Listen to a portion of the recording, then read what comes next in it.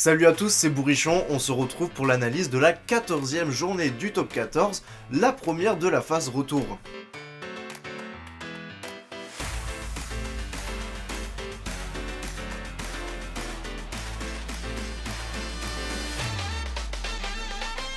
Bon, vous commencez à comprendre le concept, on va parler des matchs. On commence par le match Perpignan-Racing 92. Alors d'entrée, les USAPistes ont fait une magnifique séquence de jeu qui a amené le premier essai du match inscrit par Louis Dupichot. Et on s'est rendu compte tout au long du match que Perpignan a vraiment un jeu d'attaque. Bon, c'est pas la première fois qu'on s'en rend compte, mais le jeu debout est une priorité de la patte Azema. On sent que le ballon doit toujours vivre, toujours être debout.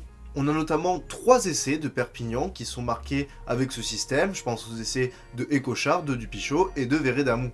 Au final, on a une victoire à 5 points de Perpignan contre le leader du championnat, s'il vous plaît, et ça leur fait beaucoup de bien dans la course au maintien. De son côté, le Racing 92 a eu une défense catastrophique, comme la semaine dernière face à Toulouse. Alors oui, il y avait plutôt une rush défense qui mettait l'USAP parfois en difficulté, mais souvent, quand l'USAP avait des ballons plutôt dégueulasses à jouer, il réussissait à les bonifier, notamment sur l'essai de Dupichot et sur l'essai de Vérédamou. Ces deux ballons qui sont mal maîtrisés, avec des ballons qui tombent au sol, et au final, par je ne sais quel miracle, la défense du Racing se délite, et c'est Perpignan qui vient marquer un essai. En plus de cette mauvaise défense, le Racing a eu un manque de réalisme criant, puisqu'ils ont eu plusieurs possessions dans les 22 mètres de Perpignan, sans marquer le moindre essai. Enfin si, il y en a un qui est intervenu en première mi-temps suite à un ballon porté. Et moi je trouve qu'il y a un secteur justement qui représente ce match, c'est les ballons portés. Au début de match, le Racing les maîtrisait parfaitement jusqu'à cet essai de Yannick Tarrit, et petit à petit, Perpignan a commencé à de mieux en mieux défendre ses ballons portés, et au final, le Racing était inefficace sur la fin de match. Et enfin, une des dernières raisons de la défaite du Racing, c'est aussi le nombre d'erreurs qu'ils ont commises, genre le mot erreur, j'entends les en avant, mais aussi plusieurs touches qui n'ont pas été trouvées. Stop. Alors, j'ai eu quelques petits problèmes d'enregistrement avec ma caméra. Je vous préviens juste que là, la suite de la vidéo, elle traite du match Toulouse-Bayonne. Le Stade Toulousain a eu un jeu, comme à son habitude, porté donc sur le jeu debout, comme Perpignan, mais parfois j'ai remarqué qu'ils étaient un petit peu trop à l'aise, ils jouaient un peu trop facilement. Au final, ça a été payant vu qu'ils gagnaient avec le bonus offensif sur la sirène, mais par moments, ils ont laissé trop de munitions à Bayonne qui n'en demandaient pas tant. Mais bon, niveau munitions données, je pense qu'on peut pas faire mieux que les Bayonne. Entre le coup de pied contré de Tcher Tiberghien et la passe de Machno incompréhensible qui va directement dans les bras de Willis, ça fait 2 essais cadeaux. Et sans ces essais, je pense que la physionomie du match n'aurait pas été la même. Je m'explique. Bayonne a concédé 4 essais avant que les Toulousains réussissent à en marquer 3 autres en fin de match. Mais au-delà de ces 4 essais concédés, Bayonne en a marqué aussi 4. Mais pour moi, le véritable tournant du match, c'est la période où Toulouse est à 13. En effet, ils prennent 2 cartons jaunes en fin de première mi-temps et donc débutent la seconde à 13. Et ce que j'ai pas compris, c'est que Bayonne, pendant cette période d'infériorité numérique pour les Toulousains, n'a pas du tout profité. En effet, dès le début de la seconde période, ils ont tenté une relance qui au final amène un coup de pied directement en touche, donc ça fait que Toulouse a joué dans les 22 Bayonnais absolument toute leur période d'infériorité. Et ce qui m'a encore plus énervé, c'est que Bayonne concède un essai à 13 contre 15. Et ça, je trouve ça inacceptable. Surtout qu'ils étaient revenus dans le match avant la mi-temps en marquant un dernier essai. Au final, c'est ce qui les a fait craquer, je pense, parce qu'ils se sont fait un peu distancer. Et le Stade Toulousain y a cru jusqu'au bout pour son bonus offensif, qui a été offert par monsieur l'arbitre, vu qu'il y a un petit écran de Yann Boubila sur la percée d'Antoine Dupont, mais globalement, il est mérité ce bonus. Un bonus offensif que l'ASM a pris dans son match contre Lyon. Alors on retrouve une ASM avec beaucoup de caractère. En effet, j'ai envie de dire, mais quel putain de première mi-temps ils nous ont proposé, en marquant pas moins de 5 essais à l'équipe de Lyon, et il y avait un score comme 31-7 ou je crois même 31-0 à la mi-temps. En fait, le truc c'est qu'ils tuent le match d'entrée, ils prennent le bonus d'entrée, et après ils se sont relâchés, ils ont contrôlé jusqu'à la fin, en se faisant un petit peu peur, mais globalement c'était maîtrisé. Moi ce qui me frappe, c'est encore une fois la défense de Lyon qui fait vraiment très très peur, mais dans le mauvais sens du terme. C'est la pire défense, on le sait très bien, et ça fait 3 fois sur les 3 derniers matchs qu'ils prennent une valise. Ils ont pris plus de 45 points à Bordeaux, plus de 45 points à Toulouse sans en marquer un seul, et maintenant 38 points à Clermont, concédant à chaque fois le bonus offensif à leur adversaire. Surtout, ce qui est impressionnant, c'est que ils sont pas très forts collectivement, mais aussi sur l'homme, ils ratent énormément de plaquages. En première mi-temps, c'était catastrophique. Et l'action de Berdeux, qui amène l'essai de Yato, elle résume un petit peu cette fébrilité qu'a Lyon. Je suis désolé, mais se faire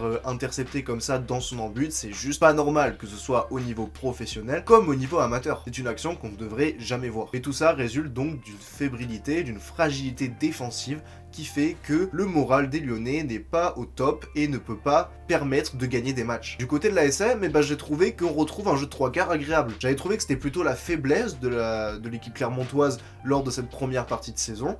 Ils étaient plutôt forts devant et plutôt faibles derrière.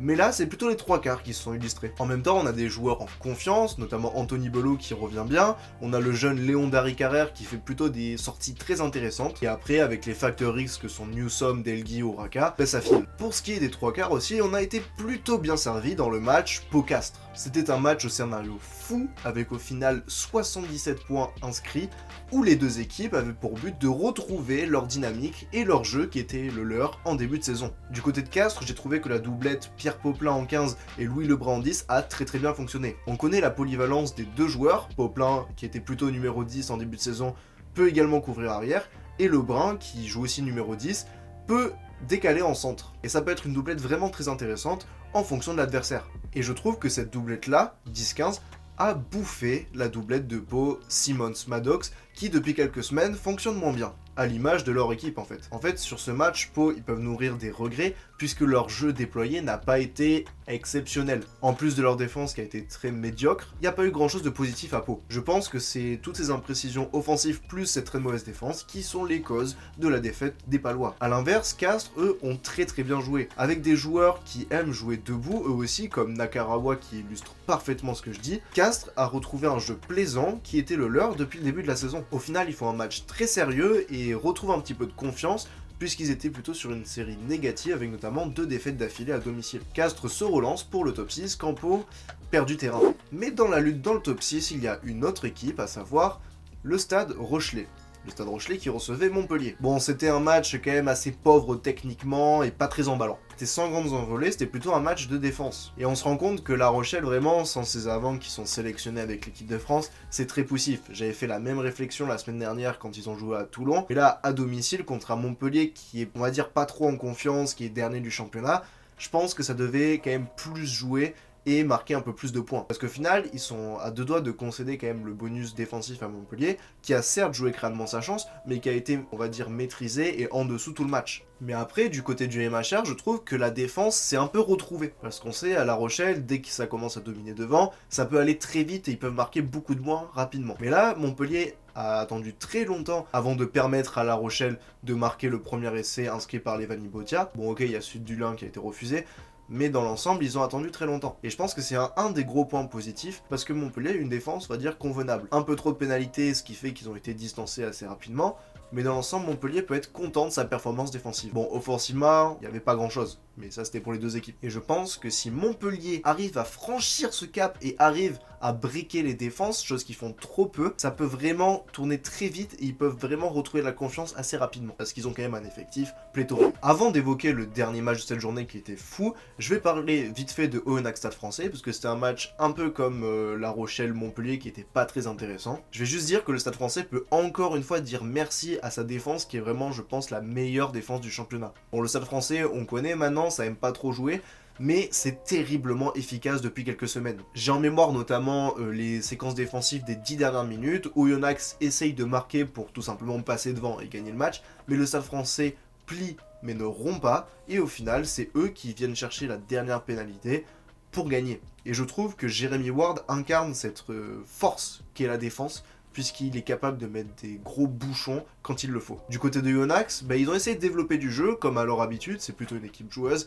mais là, ils étaient tombés sur un os. Et ce que je trouve dommage, c'est qu'il y avait 16-3 pour Oyonnax, et ils n'ont pas su profiter et marquer d'autres points, histoire d'agrandir le score. Je pense qu'ils auraient dû marquer, et au final, ils se font contrer, c'est le Stade Français qui marque avec l'essai de Julien Delbouis, et c'est peut-être le tournant du match, parce que ça redonne de la confiance au Stade Français. Et on se rend compte que le Stade Français vient de faire 2 matchs avec un scénario similaire, c'est-à-dire qu'ils ont laissé l'équipe à domicile jouer et engranger des points sans paniquer, et après c'est eux qui sont revenus et qui sont finalement vainqueurs. Bon, il est temps de parler du dernier match de cette journée, Toulon UBB. Alors là, c'était un match au scénario dingue, comme à chaque fois que l'UBB a gagné à l'extérieur. Alors c'était pas non plus un match exceptionnel techniquement, on a eu beaucoup de l'avant et de pénalités, surtout du côté de l'UBB, et globalement, du côté de Toulon, c'était un jeu pas très huilé. Mais là où c'est intéressant, c'est que, bon, je pense que vous l'avez vu, l'UBB, c'est la première fois de leur histoire qu'ils viennent gagner à Toulon, mais surtout qu'ils viennent faire un coup chez un Toulon qui n'est pas en confiance. Qui n'est plus en confiance, en fait, depuis la blessure de Baptiste Serin.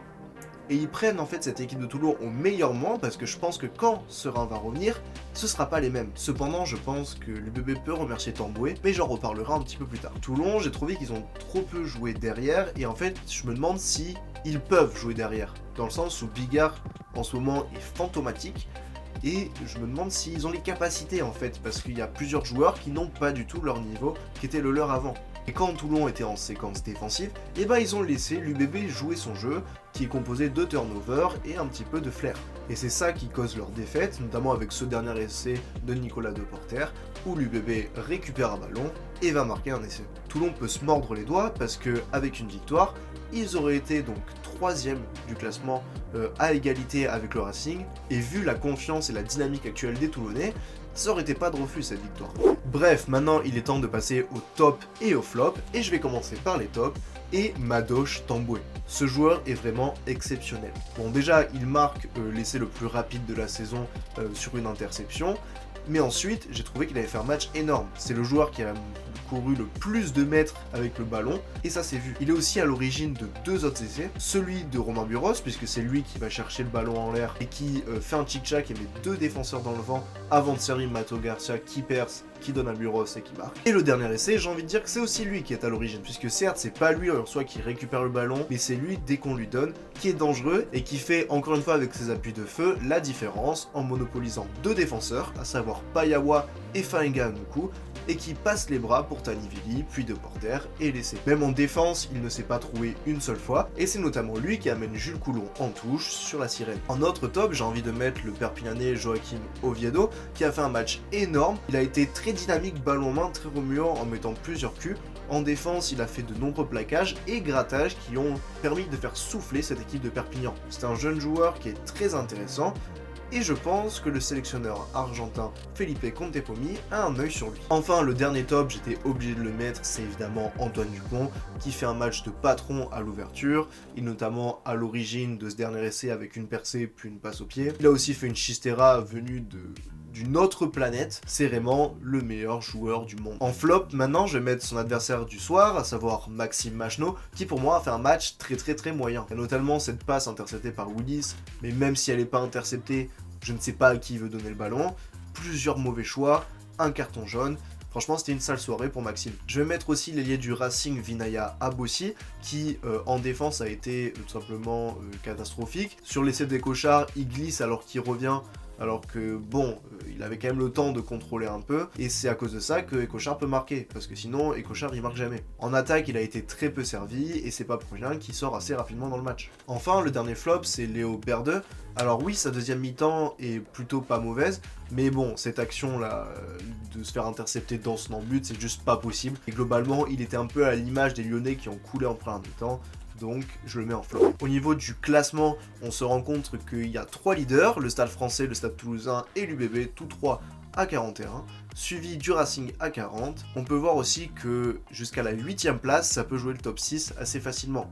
En bas, c'est vraiment Perpignan qui fait la bonne opération avec cette victoire à 5 points, et Oyonnax peut regretter de ne pas avoir marqué sur cette dernière action, puisqu'ils intègrent la zone rouge.